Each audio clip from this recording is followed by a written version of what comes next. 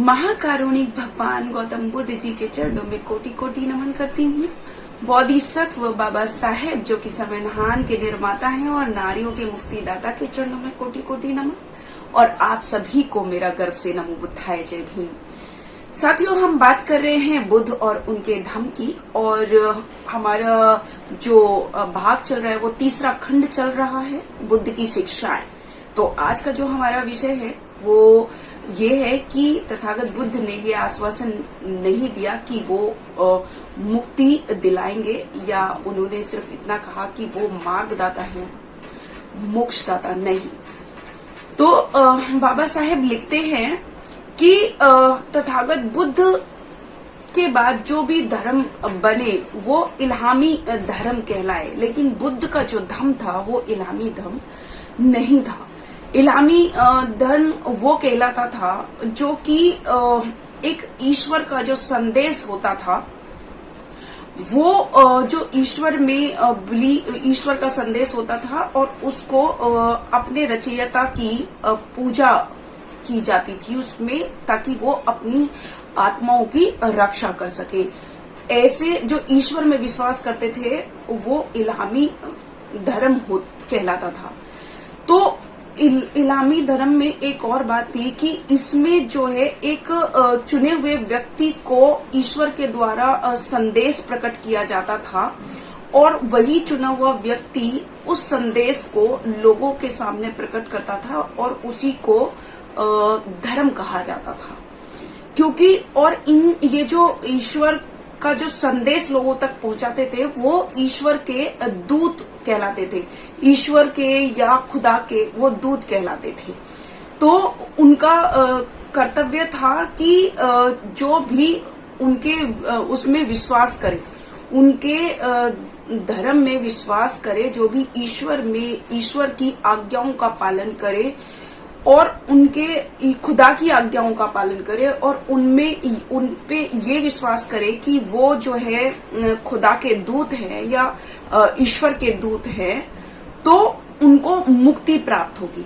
और मुक्ति का अर्थ क्या था कि इनका ये जो दूत कहे जाते थे, ईश्वर या खुदा के जो दूत कहे जाते थे, वो उनके मुक्ति का अर्थ यही था कि वो जो अपने निर्मित किए हुए जो लोग हैं उनकी मतलब रक्षा करें, उनको नरक में से जाने से बचाएं, उनकी मुक्ति के लिए वो उनकी आत्माओं की रक्षा करे और उनको नरक में जाने से बचाए।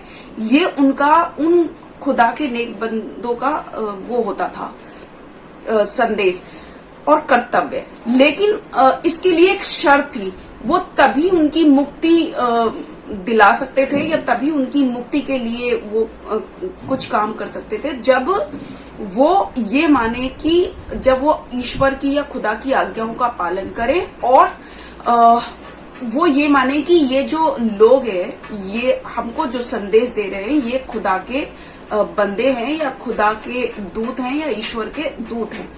तब उनकी मुक्ति इस बात पर निश्चित थी, क्योंकि उनकी मुक्ति के लिए आवश्यक शर्त थी कि वो उनके धर्म में विश्वास करें और ये भी विश्वास करें कि वो खुदा के या ईश्वर के दूत हैं।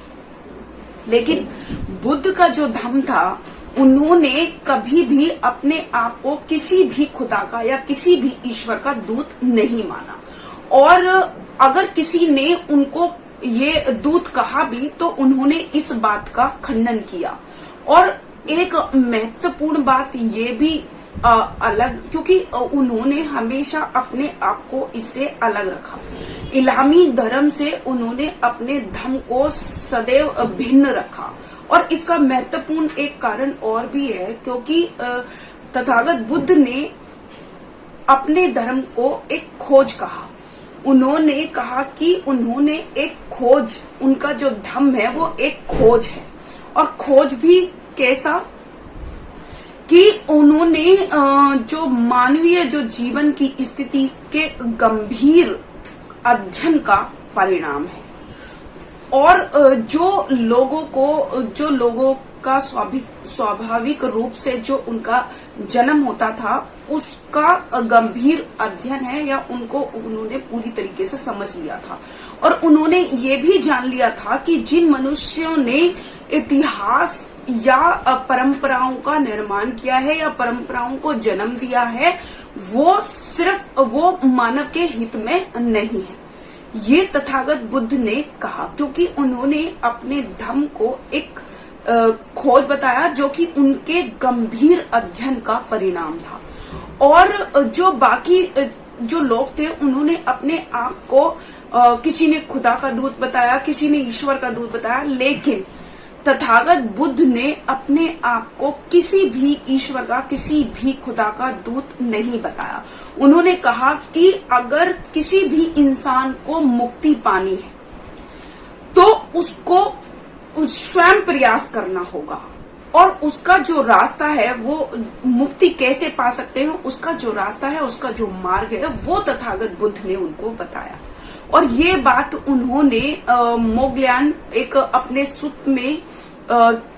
सुत में मोगल्यान गणक को भी ये बात सर्वदा स्पष्ट कर दी कि मैं मार्गदाता हूँ, मैं मोक्षदाता नहीं हूँ, ऐसा वो कहते हैं। और जब अपने सुत में वो बताते हैं कि जो मोगल्यान गणक है उनके पास आता है, उनका कुशल हाल पूछता है, और फिर एक तरफ बैठ के तथागत से एक प्रश्न वो पूछता है कि हे तथागत, क्या आपकी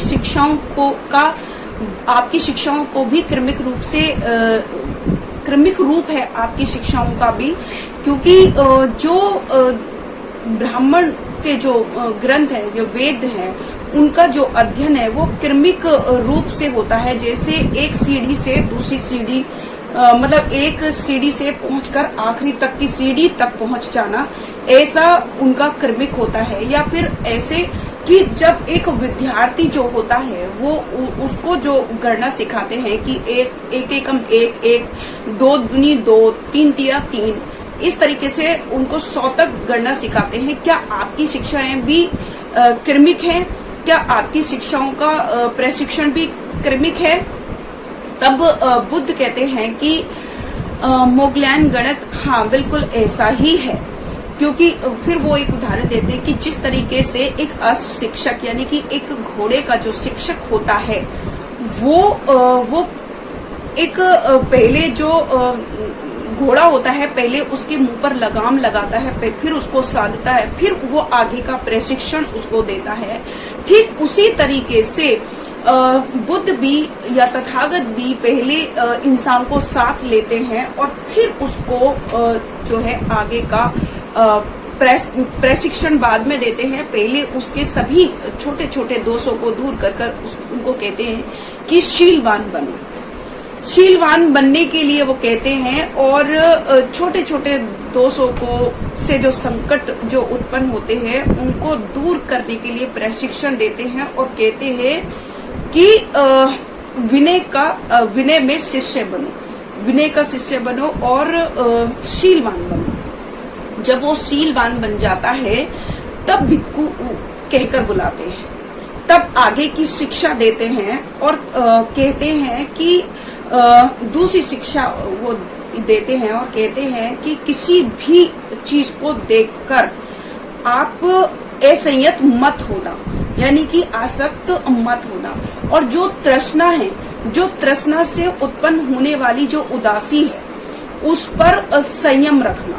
क्योंकि अगर अकुशल अवस्थाएं ऐसी होती हैं जो बाढ़ की तरह आदमी को समेट लेती हैं, तो अपनी चक्षुष जो इंद्रियां हैं उनके ऊपर आपको संयम रखना है। और जब वो संयम रख लेते हैं तो फिर बुद्ध आगे उनको बताते हैं कि अपनी सभी इंद्रियों पर आपको संयम रखना है, इसकी वो शिक्षा देते हैं। और वो कहते हैं कि जैसे कान से सुना हुआ कोई शब्द हो, जीभ से चखा हुआ हो, या नाक से गंध सूंघी हुई हो, या शरीर से जो है किसी का स्पर्श हो गया हो, तो तुम्हारे मन में इस तरह की कोई भी संज्ञा पैदा नहीं होनी चाहिए जो उसके प्रति आसक्त हो। यानी कि चाहे कुछ भी चीजें आप करें, अपनी इंद्रियों पर आपको संयम रखना है। अपनी इंद्रियों पर आपको संयम रख के अपने आप को स्थिर रखना है। और जब आप अपने आप को स्थिर कर लेते हैं, जब सभी जो है जितने जब भोजन ग्रहण करते समय जो विचार आते हैं, तो पहले वो वेदना को नियंत्रित करते हैं और नई वेदना से नई वेदनाओं को उत्पन्न नहीं होने देते। मतलब इस तरह की कोई भी वेदनाओं को उत्पन्न नहीं होने देते। तब वो तथागत बुद्ध कहते हैं कि मुझे अनुसरण और मुझे आराम प्राप्त हो। तो ऐसा उनकी आगे की शिक्षा होती है। फिर जब वो संयम हो जाते हैं, तब बुद्ध आगे कहते हैं, उसको संबोधित करते हुए कहते हैं कि मोगलायन गणक जब वह भोजन के विषय में संयत हो जाता है, तब तथागत उसको जो है अगली शिक्षा इस प्रकार पढ़ाते हैं कि भिक्खु आओ। जब वो जागरूकता का अभ्यास करो, तब जब वो संयम हो जाता है, जब वो शीलवान हो जाता है, जब वो स्थिर हो जाता है, जब वो सभी अपनी इंद्रियों पर जो है नियंत्रण कर लेता है, तब तथागत बुद्ध उसको आगे की शिक्षा देते हैं और कहते हैं कि जागरूकता का अभ्यास करो। जब जागरूकता का अभ्यास करने के लिए कहते हैं कि चलते हुए या बैठे हुए अपने चित्त को चित्त मलों से परिशुद्ध करो जो बाधक हो सकते हैं। मतलब जो आपके चित्त में बाधक है, उनसे अपने चित्त को परिशुद्ध करो। चाहे फिर वो आगे कहते हैं कि रात के पहले पहर में भी चलते फिरते या बैठे हुए ऐसा ही करो, रात के पहले पहर में। और रात के दूसरे पहर में सैया पर दाहिनी करवट लेकर एक पैर के ऊपर दूसरा पैर रखते हुए भी जागरूकता का और सम्यक जानकारी युक्त अप्रमादरत रहकर अपने विचारों को उद्गत करो। और तब जब तीसरा जो पहर होता है रात्रि का, उसमें जागकर चलते हुए बैठे हुए अपने चित्त को चित्त मलों से या बाधाओं से परिशुद्ध करो। ऐसी तथागत बुद्ध की अगली शिक्षा वो उनको देते हैं। और फिर वो आगे कहते हैं कि मोगलायन गणक से कहते हैं कि जब वो जागरूकता का अभ्यासी हो जाता है, तो तथागत बुद्ध उसको अगली शिक्षा देते हैं और कहते हैं कि आओ भिक्खु आओ, अब स्वयं संयत से युक्त हो जाओ।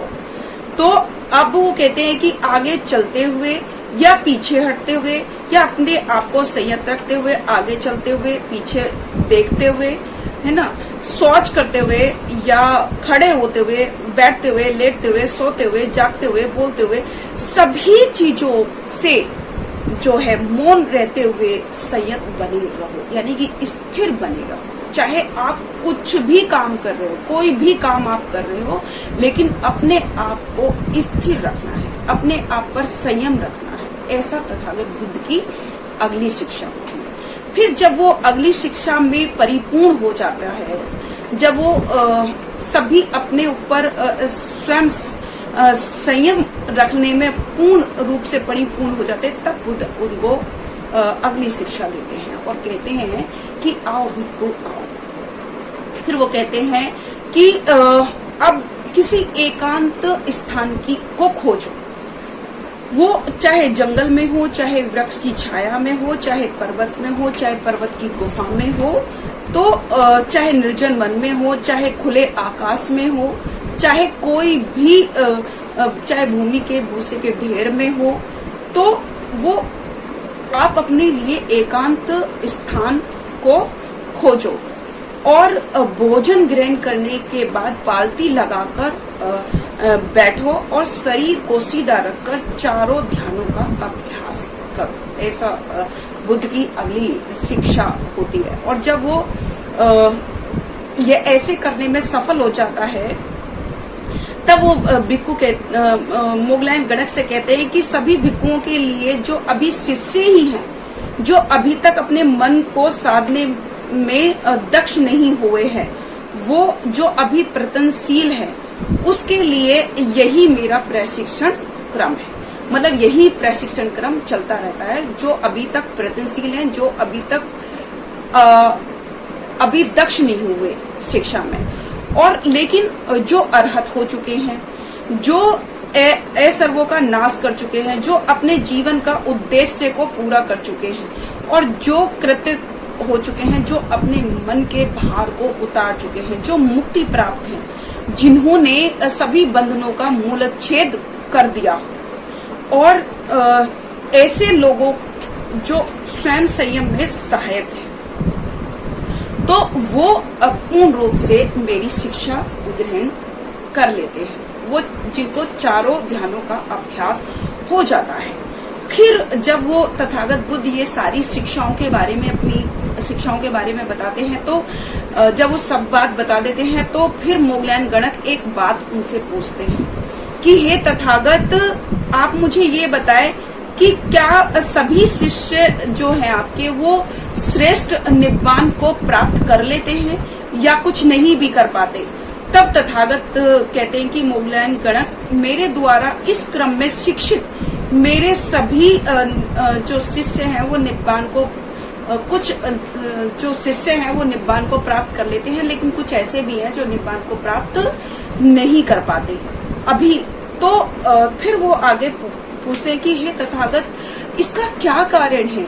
आप तो इतने जो है पथ प्रदर्शक हैं, तथागत योग हैं आप, और आपका यहाँ पर निब्बान भी है, फिर ऐसा क्या कारण है जो वो इस शिक्षा को प्राप्त नहीं कर पाते, या कि कुछ लोगों को निब्बान प्राप्त नहीं हो पाता?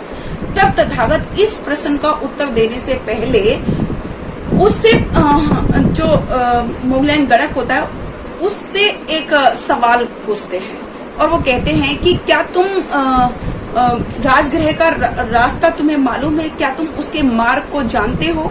तो उसने कहा कि हाँ तथागत, मैं राजगृह के मार्ग को भली भांति जानता हूँ। तो वो कहते हैं कि एक राहगीर व्यक्ति आता है और तुमसे पूछता है, वो राजगृह का मार्ग तुमसे पूछता है, तो तुम उसको सही सही मार्ग बताते हो, लेकिन फिर भी वो तुम उसको पूरब का मार्ग बताते हो और वो दक्षिण में चला जाता है, वो तुम्हारे बताए हुए मार्ग पर नहीं चलता। तो क्या वो राजगृह पहुंच सकता है? या फिर एक जो उसी वक्त एक दूसरा व्यक्ति आता है और तुम उसको भी ठीक वैसा ही रास्ता बताते हो जैसा तुमने पहले वाले को बताया, लेकिन वो तुम्हारे बताए हुए मार्ग पर चलता है और वो राजगृह पहुंच जाता है।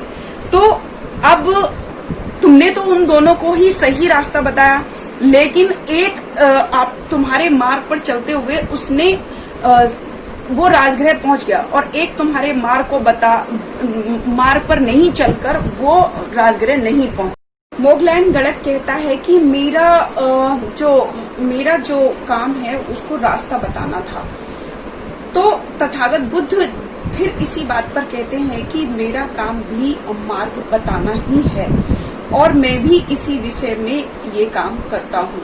तथागत का केवल रास्ता बताना काम है, चलना ना चलना तो इंसान का ही या मनुष्य के ऊपर ही निर्भर करता है। इससे ये स्पष्ट हो जाता है कि तथागत जो है मार्गदाता है, मुक्तिदाता नहीं।